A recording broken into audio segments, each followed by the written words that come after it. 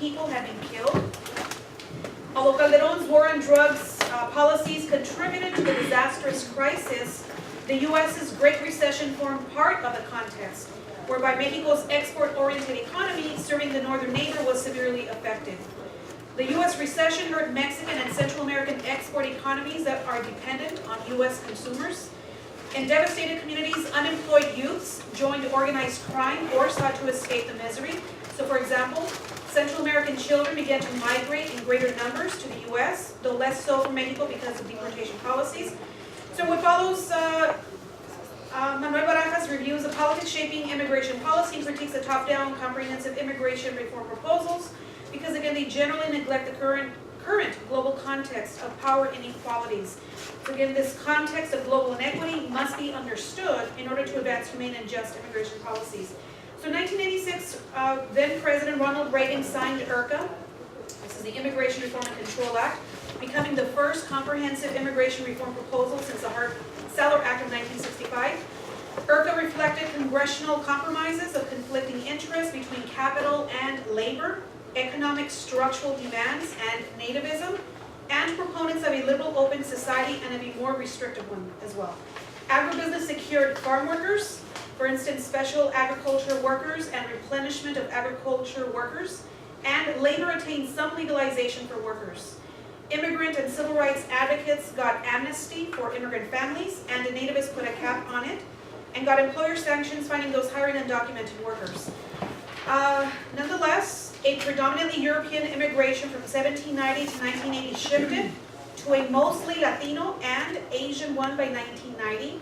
These demographic changes, especially after NAFTA in 1994, again motivated state and federal efforts to restrict immigration as seen through the passage of Proposition 187 and of Operation Gatekeeper in California and of historical records of deportations in the United States. Into the 21st century, 9/11 and soon a Great Recession increased the historical records of deportations, averaging about 369,292 migrants a year from 2006 to 2014. These trends create concerns among human rights violations, or about human rights violations among some folks, and fears about national security among others. So in January 28 of 2013, the Gang of Eight, so-called Gang of Eight senators in Congress, passed a comprehensive immigration reform proposal that prioritized border enforcement, a guest worker program, and an earned and restricted legalization path. Soon after, President Obama in his State of the Union articulated a similar position and asked Congress to compromise on something he could sign. An illusion of hope was projected to the 11 million living in the shadows, and their relatives or friends also living in fear of being separated from their loved ones. Also exciting those in favor of the comprehensive immigration reform proposals, the U.S. Chamber of Commerce and the AFL-CIO agreed on a lobbying platform that advanced both of their interests. So their compromise prioritized border security, such as E-Verify, and permitted another form of guest workers, such as W visas, satisfying corporate interests and promising prevailing wages for labor. The Gang of Eight, though, however, after listening to their powerful constituencies, presented a largely unchanged but more positive comprehensive immigration reform proposal that secured the border above all, permitted guest workers, and lastly, restricted and complicated legalization, where a great majority of the undocumented would remain disenfranchised and without guarantee to legalize even after 10 years of waiting. This comprehensive immigration reform Senate bill, however, was too liberal to a predominantly conservative Congress, so did not go further into the policy process.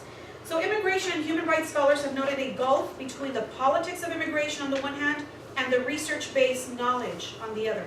In other words, what we do, right, as sociologists.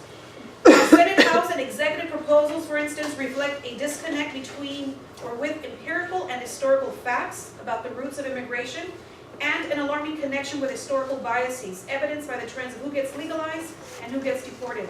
Such reforms reflect power inequalities in the negotiation process, whereby the interests of the most powerful get more representation. And in fact, the top-down proposals are viewed by mainstream media, corporate interests, and purported pragmatists as the only, quote, realistic approaches to comprehensive immigration reform. However, these proposals are deficient in at least 5 areas that problematize any final reform. First, Top-down comprehensive immigration reform proposals minimize sound research-based knowledge. The prioritized enforcement-only provisions neglect the central role of U.S. policies in dislocating migrants from their homelands, and thus offer solutions that are ineffective and wasteful of public revenue, undermining the financial stability of the nation. In addition, though the economic benefits of immigrants to the larger society have been widely recognized, enforcement-only policies are obstructive and complicate migrant successful integration into the country. Second, they violate human rights. For instance, guest worker programs are often included in comprehensive immigration reform proposals, though past and present programs have been plagued with human rights violations.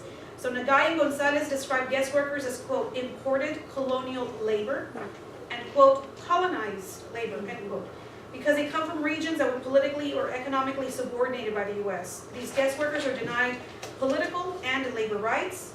In 2013, the Southern Poverty Law Center reported systemic violations of labor and human rights of H-2 guest workers by a variety of industries. The center advised that guest worker programs be terminated because they produce a system, quote, that is too close to slavery. Point number 3. In the eyes of many, they are void of courage to confront the politics of intolerance and bias that marginalize people on the basis of race, gender, sexuality, and class. For example, over the past decade, Latinos have suffered a disproportionate amount of deportations, over 95% of those getting deported, though they only constitute half of the immigrant population. The racialization of who belongs to the nation and who doesn't have long roots to a history of colonial dislocations of indigenous people. The targeting of a generally indigenous population reflects a historical continuity in the alienation of brown people from this continent, from the Americas, ironically envisioned as, quote, illegal aliens, end quote. Point number 4, they hurt the health of families and communities by prioritizing policies that deny health care and public services. So these policies ultimately create more costs in the form of emergency room visits when individuals are more seriously sick, and they hurt the quality of life of all household members irrespective of their documented status. Point number 5. They perpetuate structural violence by investing in projects such as border enforcement, secure communities, and detention centers that create a culture of segregation and fear, and that split society with notions of I belong here more than you, for instance, or I have more rights to exist. For example, corporate and nativist interests support such an immigration industrial complex as deterrents for immigrants. However, the benefits fall to a private few, and the expenses to the larger public who incur the financial and social costs of top-down policies. So into the 21st century, comprehensive immigration reform proposals largely reflect the interests of the most powerful sectors in the country, like, for instance, nativists and corporate elites, such as the Republican 26th presidential candidate. The problem with these negotiations is the exclusion or marginalization of the voices of those at the bottom of race, gender, class, and national hierarchies. These voices from the bottom speak out and come together as reflected in the largest marches for human and immigrant rights in U.S. history back in 2006. Folks who contested the 2005 Sessenbrenner bill, or H.R. 4437, that criminalized immigrants and anyone assisting them. H.R. 4437 did not pass in the Senate, partly because of the success of immigrant rights movements and converging corporate interests that benefit from both low and high-skilled immigrant workers. Still, national power inequalities widened during the Great Recession and clearly hurt working people in the U.S., but more so those workers south of the U.S.-Mexico border who are integrated in a very unequal global economy. So over the past 30 years, U.S. political economic involvement grew in Mexico, Central America, and Asia, and correspondingly, migration from those global regions increased to the United States. Migration from Mexico climbed steeper after NAFTA, that's the North American Free Trade Agreement, and continued even after 9/11, in spite of the billions of dollars directed to Homeland Security and to border militarization. So the combination of border enforcement and the Great Recession, however, paused migration from south of the border. From 2006 to 2014, the U.S. deported historical records of immigrants, totaling about 3.3 million. During this period, approximately 70% of the total deportees are from Mexico, though accounting for only a third of all immigrants. In 2013, 96% of the 368,644 deportees were from Mexico. Guatemala, Honduras, and El Salvador were also among those deported. In 2014, the Department of Homeland Security removed 414,482 and returned 162,814 immigrants. And again, the overwhelming majority were from Mexico, Guatemala, Honduras, and El Salvador, people from the Americas. Since NAFTA, more people have been deported than all deportations combined since 1892. So those deported come from nations that have been historically integrated into the U.S. economy and whose economies largely serve export production for U.S. foreign investors. In Mexico, for instance, 80 to 90% of its exports were directed to the U.S., and during the Great Recession, the U.S., when consumer confidence fell, the Mexican export-oriented economy suffered, poverty rates jumped with over half of the population impoverished, violence increased, claiming thousands of lives, and remittances declined, hurting families in the sending communities. So similar trends occurred in Central American nations whose export-oriented economies also largely serve U.S. interests. So comprehensive immigration reform must consider the United States' role in dislocating people from their homeland via its policies like NAFTA or CAFTA, and our military interventions like in Vietnam in the 1960s, Central America in the 1980s, and the Middle East in the 21st century. So to address concerns about immigration, U.S. policymakers need to prioritize labor, civil, and human rights across borders. Insensitive to the global realities that cause immigration and to the historical biases that deny people of color full membership into the nation, restrictive and burdensome comprehensive immigration reform acts effectively violate human rights and keep a large number of immigrants and relatives in a marginalized status for generations. So the time is right for a world without borders, particularly when global regions have such a long historical and consequential relations as between Mexico, Central America, and North America. And that is it. That is in a nutshell his paper.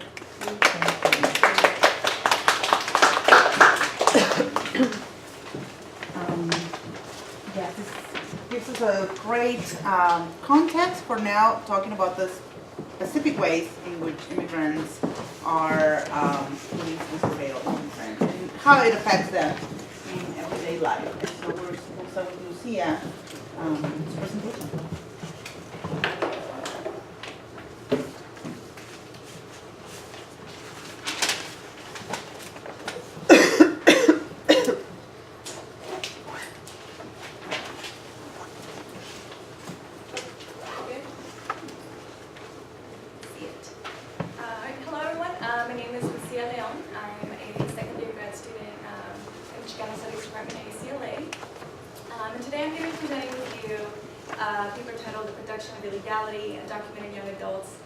Marriage-based legalization process.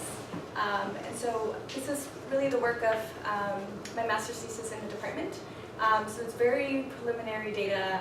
So I'm really excited to share some of the findings I have so far with some of the interviews. However, I'm not done. So this is just sort of very preliminary findings. So in thinking about,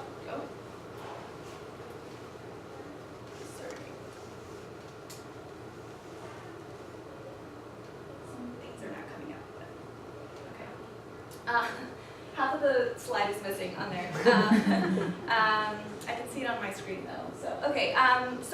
Talking about this panel, I was thinking about how my work on immigration-based, marital-based immigration processes fits into panels specifically about detention and deportation. Mm-hmm. And so this made me think about the production of illegality as a whole.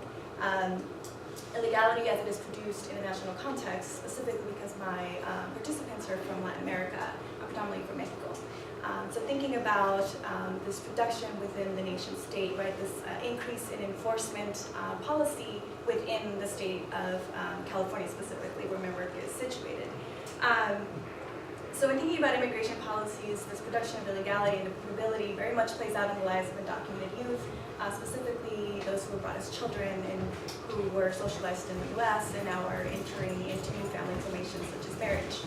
And in some ways are becoming increasingly eligible for potential immigration policies, but also through their new marriage relationships are entering legalization processes.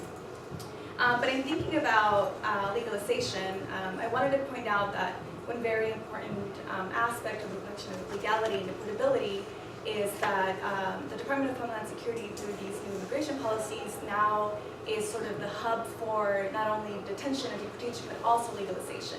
So all those three processes exist within the same institution, which has very important consequences for just who is eligible to apply, under what petitions, the length of time, the period of time, the cost that immigrants go through to legalize their status, and also the level of deportation risk that undocumented immigrants face when they are trying to adjust their status, and also when they're trying to naturalize.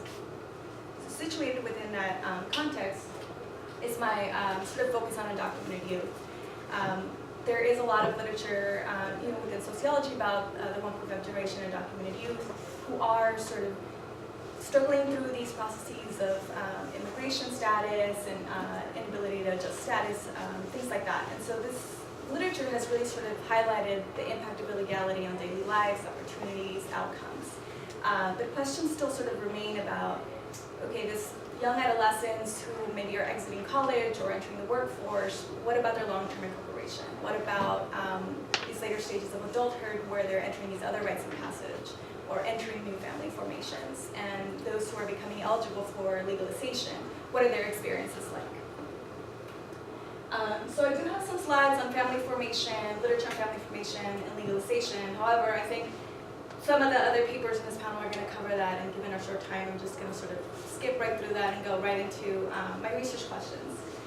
So situated again within the literature of undocumented youth, I see sort of my work as a progression of that, of continuing that study, but particularly focusing on the new family formation of marital relationships, undocumented youth with U.S. citizen spouses, entering marital-based legalization applications. So I ask about their legal and social incorporation specifically through these three main questions. One, how do 1.5 generation undocumented Latina and Latinos experience and navigate the marital-based legalization process? How do they negotiate their identities as gendered, racialized, and political subjects throughout the process?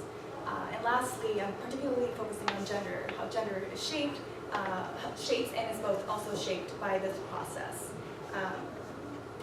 So what I'm presenting to you is part of this sort of longitudinal slide that I'm hoping to embark on during this PhD work. So right now I'm doing the MA thesis, which is focusing on my participants as they're preparing their applications. They have either prepared or just filed it, so they are in the process of waiting. And I'm hoping to follow these participants through the process of legalization. So at the second time point, I'll be interviewing them once they have hopefully obtained the residency. The second time point, or the third time point, sorry, is going to be when they're renewing their status. And lastly, hopefully when they become eligible for naturalization. And so one particular thing, why I wanted to study this in a longitudinal way, is that this case, marital base, specifically lends itself to be studied in this relatively short period of time of a 3-year span. So within 3 years, some of these participants have the potential to go from being undocumented to naturalization. Where in other family-based petitions, which are still the #1 way to legalize, are like parental petitions are 5 years minimum, and sibling petitions can be decades, 10, 20 years. So this is a particular phenomenon that we can, in a relatively short amount of time, study this. So I've done some observational field work going into immigration clinics, DACA workshops, legal fairs, just sort of immersing myself in the city of LA, looking at how undocumented youth are accessing information to immigration. Also through in-depth interviews for about halfway, so about 20 interviews in, with, again, the same generation, 1.5, came as children. Most of them came before the age of 12.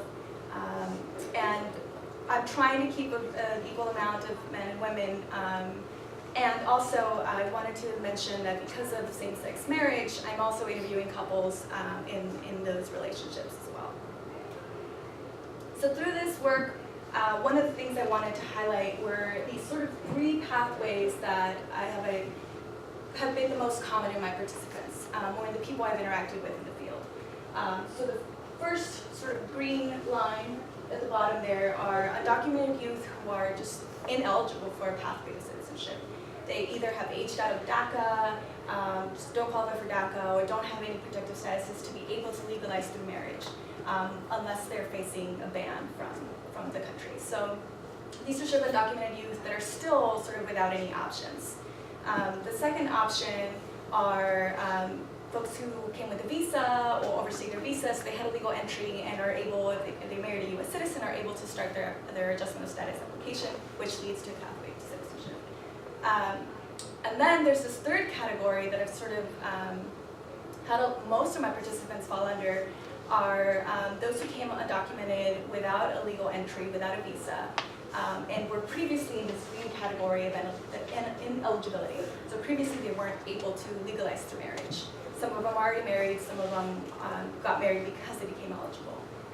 So through DACA, there's this sort of policy loophole where undocumented immigrants can then apply for advanced parole. They leave the country, and when they come back with a legal entry. And that sort of catapults them into that purple line of being eligible into adjustment of status processes, and eligible to become, to enter into a legalization pathway. And so this is sort of a new phenomenon that's allowing sort of for a larger number of undocumented youth to access legalization through marriage. So the main focus sort of this work was to find out how folks are feeling about the legalization process through marriage specifically. So a lot of the undocumented youth I'm talking to grew up sort of in this same experience as undocumented youth who found out later, who face the difficulties of being undocumented. And so a lot of them sort of in asking them about how they feel about legalizing through marriage, a lot of them described it as this very uncomfortable opportunity. So I'm going to share some of their experiences. So Christina said, I never thought I was going to get married. I thought I was just not going to do that. But the older I get, just wow, it's hard. It's really, really hard to imagine how else I'm going to change my circumstances and the circumstances of my family. Similarly, Carla responded, this is an important opportunity for me and my family to really radically change our lives, and I'm going to take it, even if it's not a very comfortable way. Now, I'm trying to be like, okay, it's fine, this man really loves me, and we'll just blame the system. But the fact is that I don't want to struggle with finding secret doors. And so they both talk about sort of the uncomfortableness or the negotiations that they have to do in order to sort of make these decisions to marry, because there's this other process that needs to be sort of addressed. And so, yeah, I think talking about the ambivalence of that decision is really sort of highlighted by a lot of their experiences. Two other major sort of themes that came up in a lot of interviews were this issue of intimacy, of the intimacy that comes with applying through marriage as opposed to other immigration policies. So Erica shares, I don't know how people have gone through it. It just feels so scary to feel like you are in this spot trying to legitimize your love for someone, that you can care about someone. Yeah, that's a horrible feeling that we have to go through. I feel like it's very dehumanizing, very invading. And so this is when we were having conversations about her preparing her application. So she's gathering love letters, she's gathering letters of support from family members, so she's sort of documenting her love. Right. And so she's talking about this violation of intimacy. And so this intimacy and also dependency on the citizen spouse came up again, highlighted by Laura's experience when she's discussing the difference between when she applied to DACA and now applying through marriage. So she said they're really different because this one is going through someone that is petitioning me. Like, so I'm going through it with someone, and DACA was a little more independent. But it was such a different process in comparison to marriage, where there is this other person saying to the US government, they are petitioning me. So that codependency, no, that dependency. The dependency is kind of odd. Nothing like that when I was going through DACA. So again, highlighting the very particular ways in which legalizing through marriage is both this very intimate process and also this very sort of, it has a very different dynamic on being petitioned by a spouse, by an intimate partner. And so I won't read these quotes, but basically these quotes in general talk about, a lot of them express this idealized other version of a wedding. So they talked about wanting to go to Oaxaca to have their dream wedding, but they can't because they have to first fix their status. Or having a wedding where all their friends are going to come, but not right now. Right now, because it's for immigration, they're not going to tell anybody. Those sorts of, which I think really highlight, again, the negotiations of having these rites of passage sort of pushed forward when maybe they're not ready, they're feeling uncomfortable, but still knowing that they're necessary. Another very important aspect of this, especially in talking about the social production of illegality and citizenship, there definitely were some participants who talked about just feeling that stigma.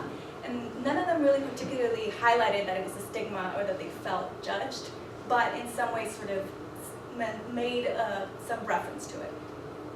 So for example, Jenny is a mother of two, and she was explaining to me that she didn't decide to start applying until she was pregnant. And so she said she was just afraid to do it right away because she thought she was going to be questioned. And so I asked her, who do you think is going to question you? And she said, you know, I don't know, people. Like when you go through all the process, my mom was like, they want to sit with us. They're going to ask you questions. Like which side of the bed do you sleep on? You know, all of that. So I just wanted to wait a little bit, at least a year of being married, and then, you know, start applying and all of that. So again, she's talking about not only the intimacy of this process, but also just feeling like, oh, they were going to question me whether I did this or not. And so for her, that meant she waited until her third year in marriage after 2 children to apply. And that was not an isolated experience. Other folks also decided to wait. And again, also highlighting that the stigma has very real consequences to the length of time that this process is delayed. And also, right, that not only is the process delayed, but the potential for deportability is also elongated. And lastly, one of the main things I want to highlight was the role of the partner within this relationship. So one sort of aspect of a partner was an understanding partner. So for example, Christina shares, so everything feels a little different, but it doesn't feel wrong. And so did I imagine that this was what was going to happen? Not really, because I wasn't one of those people who wasn't about dating people that were not undocumented. It just happened that my partner is a U.S. citizen. He got his papers through his dad, who was a farm worker, and got his papers through the amnesty. So we both know that we are in this kind of messed up situation, that we are just participating and hustling our way through the system in the way that it is structured. And so again, in this instance, similar to other people who shared the sentiment, her partner was formerly undocumented. And so for some, when their partner was either involved or knew a little bit more or had a loved one who was also undocumented, there seemed to be sort of this understanding that the partner understood that this was a difficult process. In contrast, there were some vast inequalities or vast feelings of separation from their partner when participants felt that their partner really had no understanding of this process. So Alicia shared, there were times when I would just be really frustrated with the fact that you don't know and you were on the other side of the fence, and that's why you're so cool and calm and collected, and I get worried and you don't understand. And you don't understand why I get worried, because you're not in my shoes, you are the citizen. And similarly, Diana shared, we're on very opposite sides of the spectrums, but of course it is me who isn't documented. And so these are sort of like these inequalities within the marriages. And even Olivia's last experience, she's talking about her partner having sort of, she's afraid that if he decides not to be in this marriage anymore, what this intimate relationship splitting up means in terms of her legalization process, right? So that constant threat of also the relationship being vulnerable, but also the immigration process being vulnerable. And again, this is a process that for most of my participants, they were not the only undocumented member in their family. So a lot of them shared sort of their negotiations, maybe in doing this process earlier, is because they were trying to legalize their status so that they could be the founding sort of family member that could then legalize their parent or their siblings, that was my last finding. But in general, sort of my takeaways from this work is I do want to do some sort of comparison across immigration processes. So even looking at going from DACA to advanced parole to legalization, just seeing that trajectory through. Also bridging sort of this production of illegality to the production of legality and how those processes are very similar or how they differ. But also looking at the very intersectional experiences of Latino women, not just as racialized but gendered, subjects to within this process. And of course, also to be able to look at this phenomenon within this very short relative time, it would be really important and hopefully would have some contributions to a larger understanding of these very long, decade-long processes of immigration policy. So yeah, thank you. And we continue on the theme of the family with Laura's paper. Huh? Yeah, I mean, maybe you can sit in the thing. But you present. So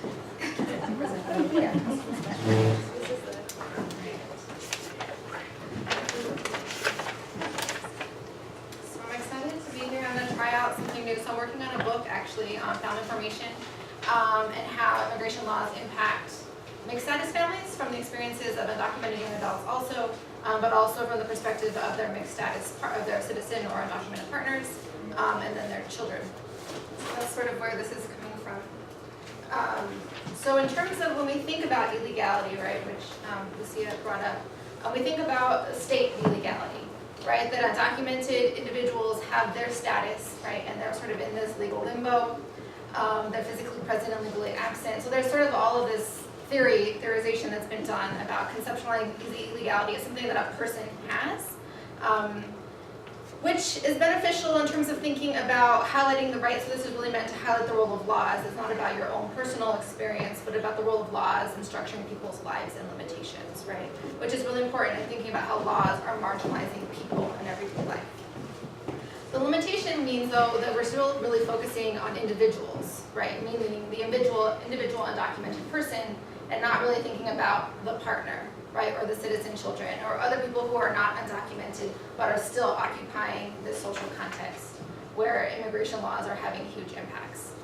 So what I'm trying, or what I'm trying out today, is this idea that I'm sort of working on and working through is sort of the contribution of a context of illegality, right? So thinking about immigration-related laws as structuring a unique social context that everybody occupies regardless of their immigration status, right? And this sort of opens it up to being able to have immigration laws impacting undocumented folks, right, more explicitly, but also other people who are in their social world, so partners, family members, friends, right, so sort of expanding out. So in terms of research questions, so how do immigration laws shape the found information experiences of undocumented young adults, and how does that impact their partners and children? And I sort of focus on 4 specific laws, right? So employment authorization, so in terms of impacting socioeconomic mobility, driver's licenses and IDs, and sort of impacting physical and social mobility, right? Your actual ability to move around the space. Legalization through marriage, and then also deportation threats and the fear and uncertainty that sort of talks about. And part of this is to sort of move beyond deportation, right? So this is a panel on deportation, but my sort of thing is like, let's move beyond it, right? We know about it, but there's lots of other things that are going on that are not necessarily, so deportation isn't necessarily the primary thing that's impacting a lot of these experiences. So really what I'm trying to argue is that the consequences of illegality are widespread and enduring, so that limitations are compounded over time, so there's sort of this process element, and decisions that you're making now are going to have long-lasting, enduring effects into your future. That these are relatively irreversible consequences.